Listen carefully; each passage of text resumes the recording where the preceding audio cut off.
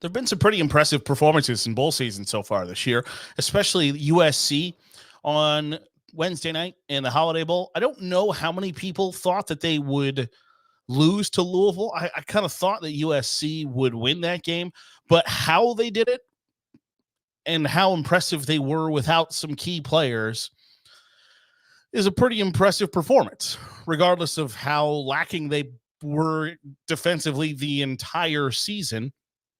It was still an impressive performance by USC on Wednesday night. But it wasn't so impressive, or I think it shouldn't have been so impressive, that you put aside some of the things that you saw with your own eyes this year going into next year. And every year, somebody is super overrated coming into the season. Somebody is super overrated due to the AP poll, or due to, expectations of a conference preseason media poll, whatever the case may be. Somebody is in the top 10 in the end of the season. You're like, oh God, how in the hell did they get ranked that high going into the season with how the season played out? And part of that, I think, sometimes factors into the performances in bowl games. And you see it every once in a while where somebody was so impressive in a bowl game that it kind of makes you reevaluate just how you were going to view them going into next season. And I think a good example of this is, do you remember back when Matt Stafford and Noshawn Moreno were going to come back at Georgia after a really impressive bowl performance where it was like, oh gosh, was that the best team in the country right now? No, I don't think so, but they're the number one team going into next season, and they were the number one team going into next season. They didn't finish the number one. They didn't finish the season as the number one team in America. And that's not to say they weren't good. They were. But I think when you start to look at who's going to be ranked in the top 25 going into next season, part of that ranking is, okay, what do they have coming back naturally? And then two, how did they finish 2023? Did they finish strong? Did they win 5 of 6 or 6 of 7 or 4 of 5? Did they win their bowl game? Very rarely will you see somebody be that hot, trendy top pick going into the next year of like, hey, this team's going to be really good, and they lost their bowl game. Like, it just generally doesn't shake out that way. So don't let bowl performances cloud your judgment of who's going to be impressive and look really good next season. It's tempting, and it's, I think, somewhat easy to do, right? Like, it's easy to say, okay, this team played in their bowl game really well, and they got a lot coming back. It's going to be easy to pick them, rank them pretty high going into 2024. And there's just more to it than that. There are so many variables that we get in this idea that, and similar to conference championship games or whatever, we get in this idea that every bowl game is created equal. They are not. Some teams are going to get trounced in their bowl games and still be really good next season. Just half the time, it's just different circumstances. And that's all there is to it.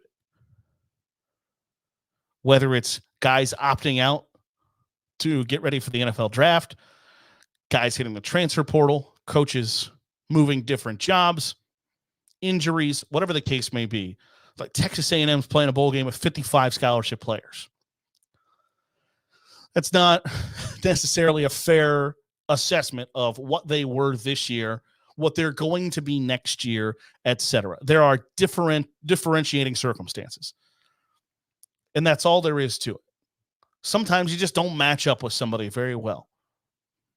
Somebody could be a ground and pound type offense and you don't defend that very well. Or you can be a chuck it all over the place and they've got 5 or 6 DBs that are really good and can cover your chuck it all over the place offense. Styles make fights, and sometimes your styles don't match up, and that's okay. But don't get it clouded that a guy that you maybe had never heard of until yesterday throws 6 touchdown passes for USC. That doesn't propel him to a Heisman Trophy candidate stature and a potential national championship team for USC. Now, I wouldn't be surprised if there are people who will tell you USC is a contender to win the Big Ten next year. I don't think that's the case. But with how they looked last night against a team who played in the ACC championship game and gave Florida State a pretty hearty struggle, I don't know that you can look at that. It's easy, I think, to look at that as like, oh man, you know what? USC's got it figured out. Things are going to get righted. And there are, on the alternative, there is the, like, you know what? I think that proves Caleb Williams is a system quarterback. I don't think necessarily that's it either. I don't know how much you can take away from bowl game results, whether it's individually, whether it's a team, whether it's one side of the football, whatever the case may be. There's just so many variables now that it really truly is, and nobody wants to pretend that this isn't the case, but it really truly is in some aspects a scrimmage. If you follow high school football at all, in this scrimmage season, you will hear people talk about like, oh man, this team that really stinks, they beat up on this really big school that's really good. Okay, well, that might be the case, but if the other school is like, okay, we're just going to, like, we need to practice these kind of 6 plays, so we're just going to run them over and over and over again, and the other school's treating it like a game, like it counts in the standings, you have differing priorities. And there are going to be a lot of schools that have differing priorities in their bowl games. That some schools are going to treat it in that Dan Mullen, Florida, getting its ass kicked against, I forget who it was, Virginia maybe? Florida getting its ass kicked in a bowl game where basically they said, hey, this is practice number 1 for the next season. And then you're going to have schools that say, hey, we came here to do this. We came here to finish this off, to put a cap on a really good season for us. We're going to treat this like it is the conference championship game. We're going to treat this like it is a rivalry game. We are going to take this incredibly seriously. And that doesn't make one side right or wrong. It doesn't make one way to approach it the correct way. It just makes them different. But you can't take a whole lot away from it when that's the case. If Missouri beats Ohio State on Friday, I don't know that you can make some big grandiose deduction out of what that means for Missouri, what that means for Ohio State. I don't think if Liberty beats Oregon, I don't know that you can look at that as some gigantic, like, oh man, what does that say about Oregon going forward? I don't think it says anything. I think it says nothing. And in a sport where we're kind of trained to react to big situations, big wins, big losses, and it's one of the downfalls of college football is you don't get matchups like you'll see over the course of the next week or so, all that often throughout the regular season. So you kind of have to make decisions. You have to make gigantic overreactions and overstatements over what happens in these games because you don't get to see them that often. And it's a classic, if we win, like, hey, that's a nice win. And if we lost, well, we didn't care about that game anyway. And I think going back to earlier this week, if you think it, say it. If you are treating this as if it is basically just 15 practices for the 2024 season, then a glorified spring game at the end of your 15 practices, then okay, say that. Just treat it as such. But don't get your asses kicked. And then in the post-game press conference, be like, yeah, you know, we came into this, we were looking forward to getting some young guys some experience, and like it can't, like, if that's your plan going into it, and believe me, I know that nobody wants to hear that throughout the week. You're going into the bowl game. Like, the bowl sponsor doesn't want to hear Duke's Mayo. The Duke's Mayo Bowl doesn't want to hear that West Virginia is like, okay, yeah, we're not really trying this week. Like, it doesn't serve anybody. But if that's the case, if that's the truth, then speak the truth. But don't do it after you got your tail whipped. Don't go into it with the idea like, oh, this is a really important game for us, blah, blah, blah, blah, blah, blah, blah.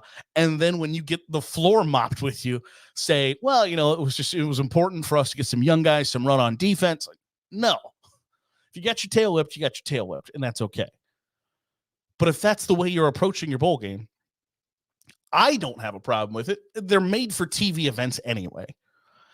And I don't want to get into the worthless conversation or anything like that, because are some bowl games worthless? Yes. And nobody wants to say that, but there are some bowl games that are absolutely worthless. The idea that the Quick Lane Bowl was going on yesterday, and Bowling Green played Minnesota. And I'm not saying that that game is worthless by any stretch of the imagination, but somebody used that game as this is proof to why these aren't worthless. These are experiences for the players, yada, yada, yada. Bowling Green drove an hour and 10 minutes north on I-75 to play that game. If those kids wanted to experience Detroit on any Saturday night, they could. It's not an experience. It's not a reward for Bowling Green. Boston College playing in the Fenway Bowl in Boston. You get an experience of, you get to play a football game inside Fenway Park that you were already going to do. I'm not saying that those games specifically are worthless, but to say that they are a reward for the players, etc., I don't think is necessarily all that true. Like New Mexico State got to play in the New Mexico Bowl. Okay, you made a couple hours trip to play in your rival stadium. I don't know how much of a reward that is.